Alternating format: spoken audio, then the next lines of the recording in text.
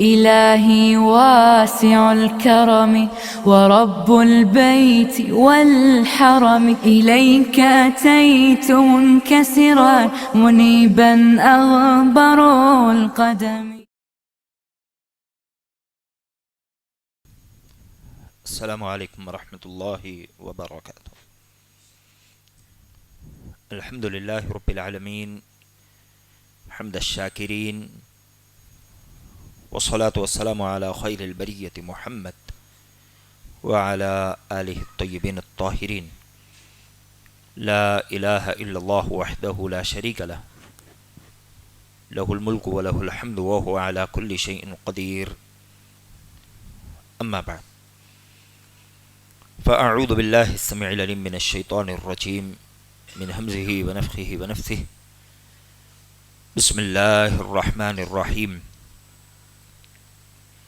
أنزل من السماء ماء فسالت أودية بقدرها فاحتمل السيل زبدا رابيا ومما يوقدون عليه في النار ابتغاء حلية أو متاع زبد مثله كذلك يضرب الله الحق والباطل فأما الزبد فيذهب جفاء وأما ما ينفع الناس فيمكث في الأرض كذلك يضرب الله الأمثال. امثال القرآن یعنی قرآن میں موجود مثالوں کے متعلق بفضلہ تعالی سلسلہ وار گفتگو چل رہی ہے. اسی ضمن میں آج سورہ رعد کی آیت 17 تلاوت کی گئی ہے. اس آیت میں اللہ سبحانہ و تعالی نے حق و باطل کی مثال بیان فرمائی. اللہ نے کہا اسی نے آسمان سے پانی برسایا، پھر اپنی اپنی وسعت کے مطابق نالے بہہ نکلے، پھر پانی کے ریلے نے اوپر چڑھے جھاگ کو اٹھا لیا، اور اس چیز میں بھی جس کو آگ میں ڈال کر تپاتے ہیں زیور یا ساز و سامان کے لیے، اسی طرح کے جھاگ ہیں. اسی طرح اللہ سبحانہ و تعالی حق اور باطل کی مثال بیان فرماتا ہے. اب جھاگ تو نکارہ ہو کر چلا جاتا ہے، لیکن جو لوگوں کو نفع دینے والی چیز ہے وہ زمین میں ٹہری رہتی ہے. اللہ سبحانہ و تعالی اسی طرح مثالیں بیان فرماتا ہے. اس آیت میں اللہ سبحانہ و تعالی نے دو مثالیں بیان فرمائی، ایک پانی کی اور ایک آگ کی. پانی کی مثال اللہ سبحانہ و تعالی نے یہ دی کہ اللہ آسمان سے پانی برساتا ہے تو پانی نالیوں کی شکل میں بہنے لگتا ہے. کچھ نالیاں بڑی ہوتی ہیں، ان میں زیادہ پانی سمو جاتا ہے، کچھ چھوٹی ہوتی ہیں، ان میں کم پانی سموتا ہے. جب پانی بہہ نکلتا ہے تو وقتی طور پر ایسے لگتا ہے کہ جھاگ پانی پر غالب آ چکا ہے. کچرا اور پانی سے نکلنے والا جھاگ، کف، پتے، بیکار چیزیں. لیکن دیکھتے ہی دیکھتے سارا جھاگ چھٹ جاتا ہے. کہیں پانی اس جھاگ کو نکال کر کناروں پر پھینک دیتا ہے، اور کبھی ہوا ہی کے اثر سے وہ جھاگ خود کو ختم کر لیتا ہے. پانی باقی رہ جاتا ہے، لوگ اس پانی سے فائدہ اٹھاتے ہیں. دوسری مثال اللہ سبحانہ و تعالی نے زیور کی دی. اللہ نے کہا زیور کو یا تانبے وغیرہ کی چیزوں کو جب آگ میں پکایا جاتا ہے تو وقتی طور پر اس پر بھی جھاگ جم جاتا ہے. ایسا لگتا ہے کہ یہی جھاگ اصل ہے، لیکن دیکھتے ہی دیکھتے کچھ جھاگ اس پر سے نکال کر پھینک دیا جاتا ہے اور کچھ جھاگ آگ میں جل کر ختم ہو جاتا ہے. زیور باقی رہ جاتا ہے، دھات باقی رہ جاتی ہے جس سے لوگ فائدہ اٹھاتے ہیں. اللہ سبحانہ و تعالی نے کہا یہی حق و باطل کی مثال ہے. پانی اور جھاگ اور تپتے سونے اور جھاگ سے حق و باطل کی مثال کیسے ہو سکتی ہے؟ امام شوکانی رحمہ اللہ علیہ نے یہ بات سمجھائی.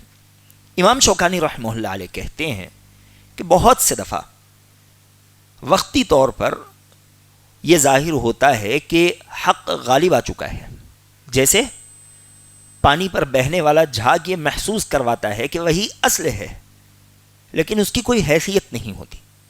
ایک وقت بعد اللہ سبحانہ و تعالی حق کو غالب کرتا ہے اور باطل نیست و نابود ہوتا ہے، فنا ہو جاتا ہے، جیسے جھاگ ختم ہو جاتا ہے۔ یہی مثال اللہ سبحانہ و تعالی نے یہاں پر بیان فرمائی۔ حق باقی رہنے والا ہے، حق پر وقتی طور پر کبھی کبھار اللہ سبحانہ و تعالی کی حکمتوں کے تحت باطل غالب آتا نظر آتا ہے، لیکن وہ ہمیشگی کے طور پر غالب نہیں آ سکتا۔ اللہ سبحانہ و تعالی انجام کار، فتح، نصرت حق کی فرماتا ہے۔ اللہ سبحانہ و تعالی کی یہ سنت ہمیں تاریخ میں بے شمار جگہوں پر نظر آتی ہے۔ سب سے پہلے اگر ہم اس بات کی مثال دیکھنی چاہیں، اللہ کے نبی علیہ الصلوۃ والسلام کی زندگی ہمارے سامنے ہے۔ شروعاتی دور ایسے لگتا تھا جیسے باطل نبی علیہ الصلوۃ والسلام اور مسلمانوں پر غالب آ چکا ہے۔ کس قدر باطل کا غلبہ تھا، نبی علیہ الصلوۃ والسلام کو اپنی جان کی فکر ہونے لگی، عبادتیں مشکل کر دی گئی، یہاں تک کہ آپ علیہ الصلوۃ والسلام کو اپنا وطن چھوڑنا پڑا، گھر چھوڑنا پڑا، آپ رشتہ داروں سے دور ہو گئے۔ لیکن دیکھتے ہی دیکھتے اللہ سبحانہ و تعالی نے اس حق کو غالب کیا۔ بدر ہوئی، احد ہوئی، خندق ہوئی، فتح مکہ۔ نبی علیہ الصلوۃ والسلام فاتح کی حیثیت سے مکہ میں داخل ہیں۔ آپ علیہ الصلوۃ والسلام کے ساتھ 10,000 کا لشکر جرار ہے۔ وہ دشمن جو نبی علیہ الصلوۃ والسلام کو ستایا کرتے تھے، جس نے آپ کی اولاد کو تکلیف دی، جس نے آپ کے قریبی رشتہ داروں کو شہید کیا، جس نے اللہ کے نبی علیہ الصلوۃ والسلام کو آپ کے گھر سے نکال باہر کر دیا، وہی دشمن سر جھکائے نبی علیہ الصلوۃ والسلام کے رحم و کرم پر کھڑا ہوا ہے۔ اللہ کے نبی علیہ الصلوۃ والسلام کعبۃ اللہ میں داخل ہوتے ہیں۔ آپ علیہ الصلوۃ والسلام کے ہاتھ آپ کا عصا ہے، آپ اس عصے سے ایک ایک بت گراتے جاتے ہیں، کہتے جاتے ہیں جاء الحق وزهق الباطل، حق آ چکا ہے، اب باطل فنا ہو چکا ہے۔ ان الباطل کان زہوقا، یقیناً باطل کا انجام فنا ہی ہونا ہے۔ نبی علیہ الصلوۃ والسلام نے اپنے دست مبارک سے قریباً قریب کعبۃ اللہ میں موجود 360 بتوں کو گرا دیا۔ اللہ سبحانہ و تعالی نے یہی مثال یہاں پر بیان فرمائی کہ وقتی طور پر ایسے نظر آتا ہے کہ جھاگ پانی پر غالب آ چکا ہے، لیکن ایک وقت بعد اللہ سبحانہ و تعالی جھاگ کو ختم کر دیتا ہے۔ وہ باطل ہے، اس کی کوئی حقیقت نہیں، پانی باقی رہتا ہے، وہ جس سے لوگوں کو فائدہ اٹھانا ہے، وہ جس سے لوگ اپنی زندگی آگے بڑھاتے ہیں۔ یہی مثال حق و باطل کی ہے۔ ایسی ہی مثال آپ کو موسیٰ علیہ الصلوۃ والسلام کی زندگی میں ملے گی۔ جادوگروں سے موسیٰ علیہ الصلوۃ والسلام کا مقابلہ ہوا۔ جادوگروں نے جب پہلی پہل اپنا جادو دکھایا، ایسے لگتا تھا کہ موسیٰ علیہ الصلوۃ والسلام مغلوب ہو چکے ہیں، جادوگر غالب آ چکے ہیں۔ لیکن اللہ سبحانہ و تعالی کے حکم سے جب موسیٰ علیہ الصلوۃ والسلام نے اپنا عصا ڈالا، اللہ کہتا ہے فوقع الحق وبطل ما كانوا يعملون، حق غالب آ گیا اور انہوں نے جو کچھ کیا تھا وہ باطل تھا، وہ سارا کا سارا فنا ہو گیا۔ اللہ نے جادوگروں کو موسیٰ علیہ الصلوۃ والسلام کے سامنے سجدے میں گرا دیا۔ یہ حق و باطل کی مثال ہے۔ ایسی آپ مثال دیکھنا چاہیں تو اصحاب الاخدود کی مثال ملے گی۔ ایک لڑکا تھا، واقعہ بڑا مشہور ہے، اختصار کے ساتھ ہم آگے بڑھتے ہیں۔ ایک لڑکا جو اللہ سبحانہ و تعالی پر ایمان رکھنے والا تھا، بادشاہ کو اس کا ایمان پسند نہیں تھا۔ اللہ کے حکم سے وہ کسی کی بیماری دور کر رہا ہے، اللہ کے حکم سے دعا کر رہا ہے تو کسی کی بینائی لوٹ رہی ہے، کسی کا برس ختم ہو رہا ہے، کبھی لوگوں کی تکلیف ختم ہو رہی ہے۔ بادشاہ کو یہ معاملہ بڑا عجیب دکھا۔ بادشاہ نے جب اس بچے سے سوال کیا، بچے نے کہا کہ یہ سب میرے رب کے حکم سے ہے۔ بادشاہ نے کہا کہ تم اس بات سے مکر جاؤ وگرنہ تمہیں مار دیا جائے گا۔ بچے نے کہا کہ موت قبول ہے لیکن اللہ سبحانہ و تعالی کے ایمان سے میں مکر نہیں سکتا۔ کچھ سپاہیوں کے حوالے اس بچے کو کر دیا گیا، کہا گیا کہ پہاڑ کی چوٹ پر لے جاؤ اور اس چوٹی سے اس بچے کو دھکا دے کر ختم کر دینا۔ سپاہی لے کر اس بچے کو پہاڑ کی چوٹی پر پہنچے، بچے نے اللہ سے دعا کی، پہاڑ لرزنے لگا، سارے سپاہی نیچے گر کر مر گئے، اب بچہ زندہ واپس آ گیا۔ پھر بادشاہ کے دربار میں، بادشاہ کو بڑا تعجب ہوا۔ اب بادشاہ نے سپاہیوں کو حکم دیا کہ کشتی میں بٹھایا جائے، بیچ سمندر میں سے ڈبو دیا جائے۔ جب بیچ سمندر میں پہنچا گیا، بچے نے پھر اللہ سے دعا کی۔ سمندر اللہ سبحانہ و تعالی کے حکم سے کشتی الٹتا ہے، سارے سپاہی ڈوب کر مر جاتے ہیں، یہ بچہ بچ جاتا ہے، واپس سے بادشاہ کے دربار میں آتا ہے۔ بادشاہ کو یہ معاملہ بڑا عجیب لگا۔ بادشاہ نے بچے سے پوچھا کہ تمہیں کیسے قتل کیا جائے؟ بچے نے کہا کہ اگر مجھے قتل کرنا چاہتے ہو، ایک میدان میں سارے لوگوں کو جمع کرو، مجھے بڑے درخت پر بندھو، باندھنے کے بعد تیر چلاؤ۔ کیسا تیر چلاؤ؟ بسم اللہ برب ھذا الغلام، میں اس بچے کے رب کے نام سے اس پر تیر چلاتا ہوں۔ بادشاہ کو یہ بات سمجھ آئی، سارے لوگوں کو ایک بڑے میدان میں جمع کیا گیا، بچے کو درخت پر باندھ دیا گیا۔ تیر چلانے والے نے یہی کہہ کر تیر چلایا، بسم اللہ رب ھذا الغلام، میں اس بچے کے رب کے نام سے اس پر تیر چلاتا ہوں۔ تیر جب بچے کو لگتا ہے، بچہ وفات پا جاتا ہے۔ ظاہری طور پر ایسے لگ رہا تھا کہ باطل غالب آ چکا ہے، لیکن جب میدان والوں نے دیکھا کہ بادشاہ کے پاس کوئی طاقت نہیں جب تک کہ اس بچے کے رب کا نام نہ لے لیا جائے، سارے کے سارے میدان میں کھڑے لوگوں نے اسلام کا اعلان کر دیا۔ تو جاء الحق وزهق الباطل، حق ہمیشہ برقرار رہتا ہے، اللہ سبحانہ و تعالی باطل کو نیست و نابود کرتا ہے، اسے ختم کر دیتا ہے۔ تو یہ اس آیت کی مثال اللہ سبحانہ و تعالی نے بیان فرمائی۔ امام شوکانی رحمہ اللہ علیہ کہتے ہیں کہ اس آیت میں اللہ سبحانہ و تعالی نے حق و باطل کی مثال دی کہ حق باقی رہتا ہے اور باطل ختم ہو جاتا ہے۔ ایسے ہی محمد عبدہ رحمہ اللہ علیہ اس آیت کی ایک اور تفسیر بیان کرتے ہیں۔ آپ کہتے ہیں کہ اللہ سبحانہ و تعالی نے اس آیت میں قرآن کو حق کہا ہے، اور اللہ نے جو بارش نازل کی یہی وہ قرآن ہے۔ جب یہ قرآن نازل ہوتا ہے تو ہر دل اپنی استطاعت کے مطابق اس کا علم حاصل کرتا ہے۔ جیسے ہر نالی اپنی استطاعت کے مطابق آسمان سے برسنے والے پانی کو اپنے اندر جمع کرتی ہے، ویسے ہی ہر دل اپنی استطاعت کے مطابق کچھ زیادہ کچھ کم آسمان سے نازل ہونے والے اس قرآن کو اپنے اندر جمع کر لیتا ہے۔ اور جب یہ جمع ہوتا ہے تو اللہ سبحانہ و تعالی ان کے دلوں سے باطل کو نیست و نابود کر دیتا ہے۔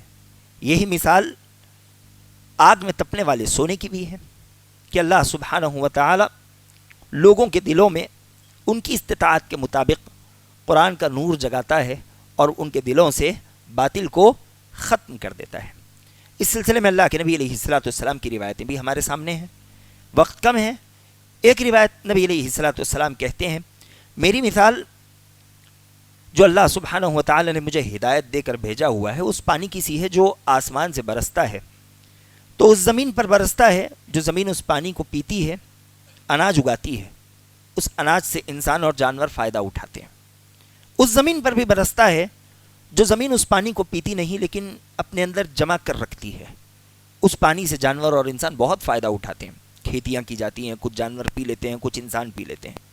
اس زمین پر بھی برستا ہے جو نہ پیتی ہے، جو نہ جمع کر رکھتی ہے، چٹیل میدان کی طرح ہوتی ہے، سارا پانی بہا دیتی ہے۔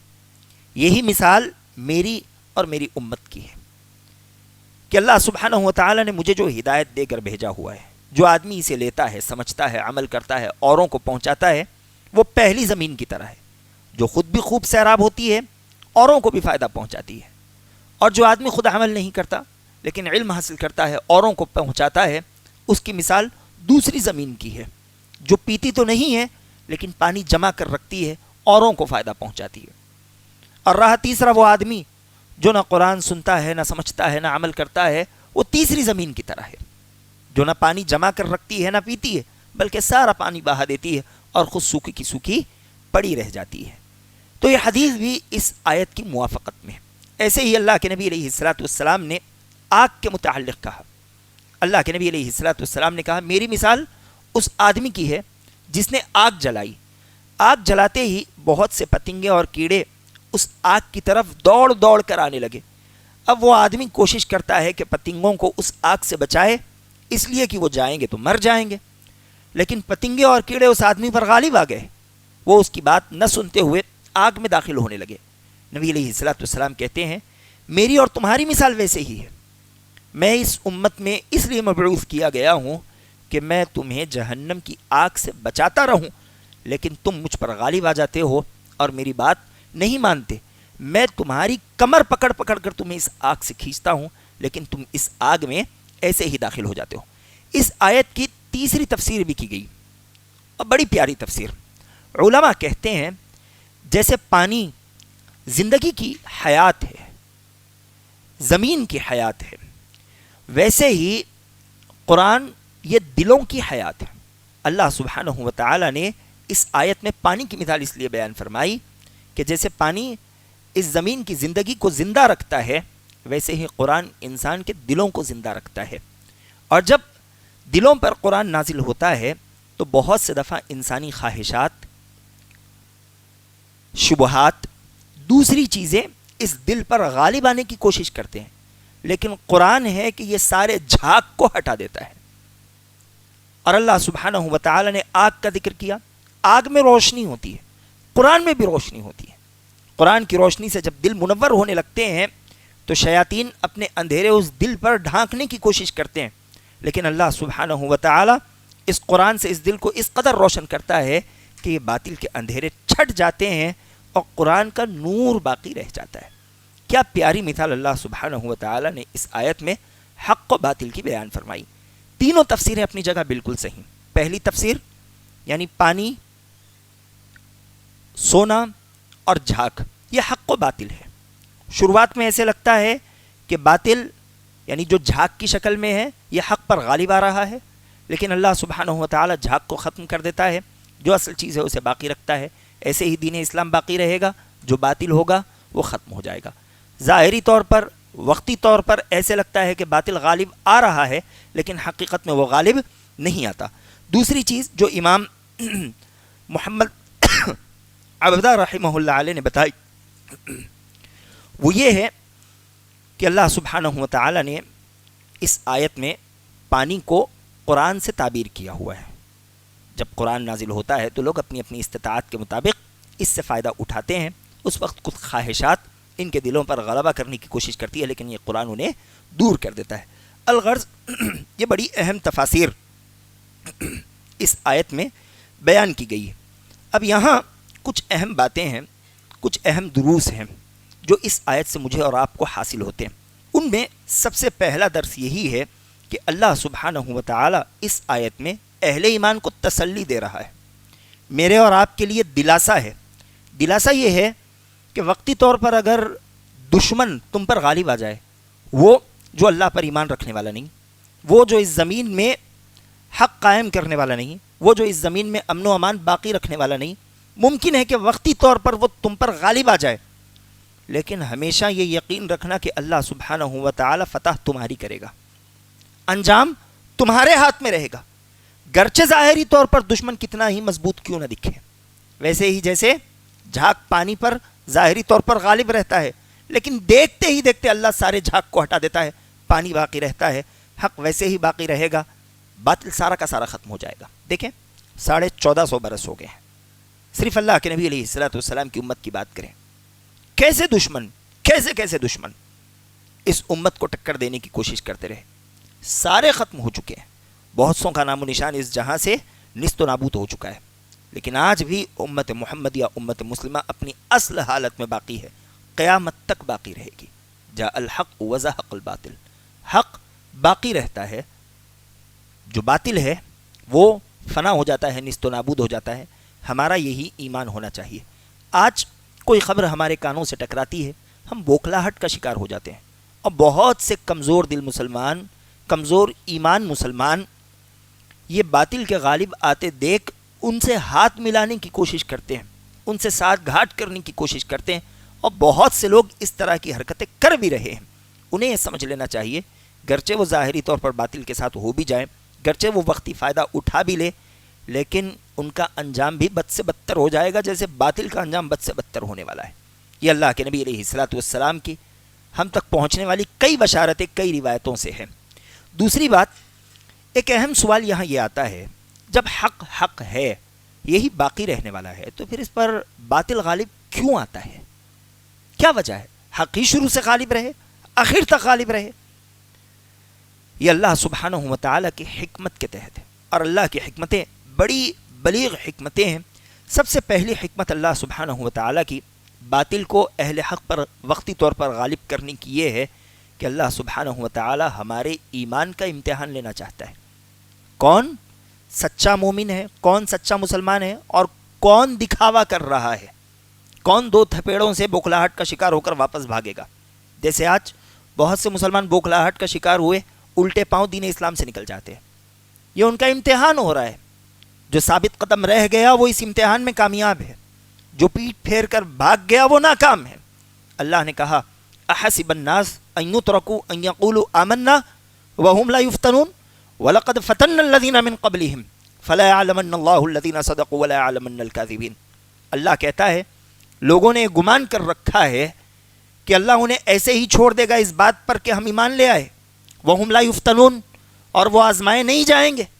وَلَقَدْ فَتَنَّ الَّذِينَ مِن قَبْلِهِمْ, اللہ نے کہا ہم نے ان سے پہلے لوگوں کو بھی آزمایا. وَلَقَدْ فَتَنَّ الَّذِينَ مِن قَبْلِهِمْ, اللہ نے تم سے پہلے لوگوں کو بھی آزمایا, اللہ تمہیں بھی آزمائے گا. کیوں؟ تاکہ معلوم ہو جائے سچے کون ہیں اور جھوٹے کون ہیں. تو وقتی طور پر باطل کے غالب آنے کی پہلی حکمت یہ ہے کہ اللہ ہمارا امتحان لینا چاہتا ہے. اب اس امتحان میں ثابت قدم رہنا یہ ہماری ذمہ داری ہے. اللہ سبحانہ و تعالی سے دعا کرتے رہیں اور ثابت قدمی کا مظاہرہ کرتے رہیں. دوسری چیز, رب کی دوسری حکمت وقتی طور پر باطل کے غالب آنے کی, وہ یہ ہے کہ اللہ دشمنوں کے غلبے کے ذریعے ہمارے گناہ معاف کرنا چاہتا ہے. اس لیے کہ اہل ایمان کو اس جہاں میں جو تکلیف پہنچتی ہے اس تکلیف سے اللہ ان کے گناہوں کو جھاڑ دیتا ہے. نبی علیہ الصلوۃ والسلام کہتے ہیں حتی الشوک یشاکھا, ایک کانٹا بھی چبھ جاتا ہے اس سے بھی اللہ سبحانہ و تعالی گناہ جھاڑ دیتا ہے. کوئی غم آ جائے, پریشانی آ جائے, تکلیف آ جائے, کوئی بھی تکلیف غم کی شکل میں ہو یا جسمانی طور پر ہو یا مالی طور پر, اگر بندہ مومن اس پر صبر کرتا ہے اللہ سبحانہ و تعالی اس کے گناہ جھاڑتا ہے. اور یہ گناہ کیسے جھڑتے ہیں؟ ایک روایت میں نبی علیہ الصلوۃ والسلام کہتے ہیں کما تحط الشجرۃ ورقها, جیسے درخت اپنے سوکھے پتوں کو جھاڑ دیتا ہے ویسے انسان کے نامہ اعمال سے صبر کی وجہ سے اس کے گناہ جھڑ جاتے ہیں. تو یہ اللہ کی عظیم حکمت ہے کہ ان آزمائشوں کی وجہ سے, وقتی طور پر دشمنوں کے تکلیفوں کی وجہ سے ہمارے گناہ جھڑ جائیں, ہمارے درجات بلند ہو جائے اور اللہ سبحانہ و تعالی ہمارے نام کو باقی رکھے. ایسے ہی اللہ سبحانہ و تعالی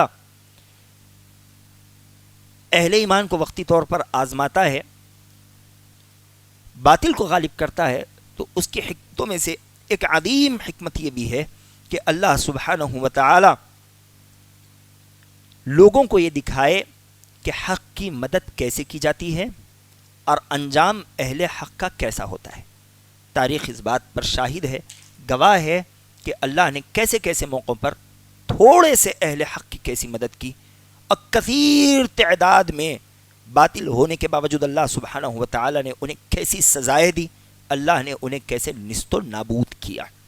تو اللہ سبحانہ و تعالی لوگوں کو یہ بھی دکھانا چاہتا ہے کہ اللہ کی قدرت کیسی ہے, اللہ اپنے بندوں کی مدد کیسے فرماتا ہے, اور اللہ سبحانہ و تعالی اپنے نافرمانوں کا انجام کیا کرتا ہے. گرچہ وہ کتنے ہی طاقتور کیوں نہ ہو, گرچہ کتنے ہی قوی ہیکل کیوں نہ ہو, ان کے پاس کتنی ہی فوجیں کیوں نہ ہو, لیکن اللہ سبحانہ و تعالی کا عذاب جب آتا ہے لمحے بھر جھٹکے میں ان کی زندگیاں ختم ہو جاتی ہے, اس زمین سے ان کا نام و نشان مٹ جاتا ہے. ایسے ہی ان آیتوں سے جو اہم دروس مزید ہمیں ملتے ہیں اس میں سے ایک اہم درس یہ ہے کہ اللہ سبحانہ و تعالی ہمارے دلوں کی گنجائشیں بھی دیکھتا ہے. آسمان سے جب بارش نازل ہوتی ہے تو ہر نالی اپنی گنجائش کے حساب سے پانی لیتی ہے. علماء نے کہا یہ آسمان سے نازل ہونے والا پانی قرآن ہے, اور یہ نالیوں کی مثال دلوں کی ہے. جو نالیاں جتنی بڑی ہوں گی ان میں اتنا پانی سموئے گا, جو دل جس قدر کشادہ ہوگا اس میں اتنا ہی علم سموئے گا. دل کیسے بڑا ہوتا ہے؟ دل اللہ سبحانہ و تعالی کے ذکر سے بڑا ہوتا ہے, دل توبہ و استغفار سے بڑا ہوتا ہے. جو دل جس قدر پاک صاف ہوگا وہ اتنا ہی علم سمو سکے گا. جو دل میلا کچیلا ہوگا, کچھ صفائی والا ہوگا, اس میں تھوڑا علم آئے گا. جو جس قدر گندا ہوگا اس سے علم اسی قدر کم ہوتا چلا جائے گا. یاد رکھیں دلوں میں علم اخلاق کی وجہ سے بھی برقرار رہتا ہے. اسی لیے علماء کہتے ہیں علم ایک سیال چیز ہے, لکوڈ, اور اخلاق اس کا پیالہ ہے، یہ مثال ہے۔ یہ جو پانی ہے یہ علم ہے، اور اخلاق یہ پیالہ ہے۔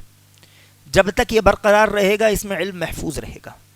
اب جہاں یہ ٹوٹ جائے یا اس میں درار آ جائے، سوراخ پڑ جائے، یہ سیال سارا اس درار سے بہہ نکلے گا۔ یہی مثال علم کی ہے۔ آپ جب تک اخلاق میں رہو، گناہوں سے پرہیز میں رہو، اللہ سبحانہ و تعالیٰ آپ کے دل میں علم کو محفوظ رکھے گا۔ جہاں اخلاق چلے جائیں، جہاں گناہوں کا ارتکاب ہو، اللہ سبحانہ و تعالیٰ وہیں سے اس علم کو ختم کرتا چلا جائے گا۔ تو دلوں کی گنجائش بنانا یہ بڑی ذمہ داری ہے، اور یہ ذمہ داری میرے اور آپ ہی کے کاندھوں پر ہے۔ جس قدر توبہ و استغفار ہوگا اسی قدر دلوں کی گنجائش بڑھے گی، جس قدر اللہ سبحانہ و تعالیٰ کا ذکر ہوگا اسی قدر دلوں کی گنجائش بڑھے گی۔ اسی لیے اسلاف کہتے تھے کہ پہلے میرے بہت سے کام باقی رہتے تھے، جب میں نے قرآن کی تلاوت شروع کی میرے کام ہونے لگے، میں نے جتنی تلاوت کی میرے کام اتنی آسانی سے ہونے لگے، یہاں تک کہ ایک دن میں 10 جز میں نے تلاوت کی، یعنی 10 پارے۔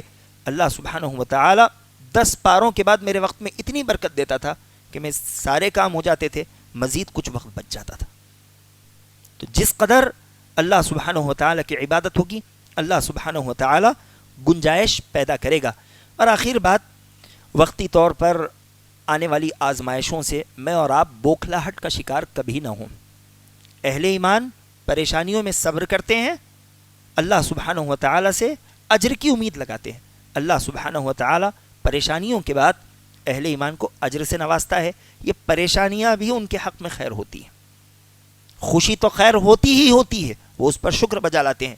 پریشانی بھی خیر ہوتی ہے، بلکہ بسا اوقات خوشی سے زیادہ پریشانی اہل ایمان کے لیے خیر کا باعث بن جاتی ہے۔ اللہ ان کے اجر میں اضافہ کرتا ہے، ان کے گناہ جھڑا دیتا ہے، ان کے درجات بلند کر دیتا ہے۔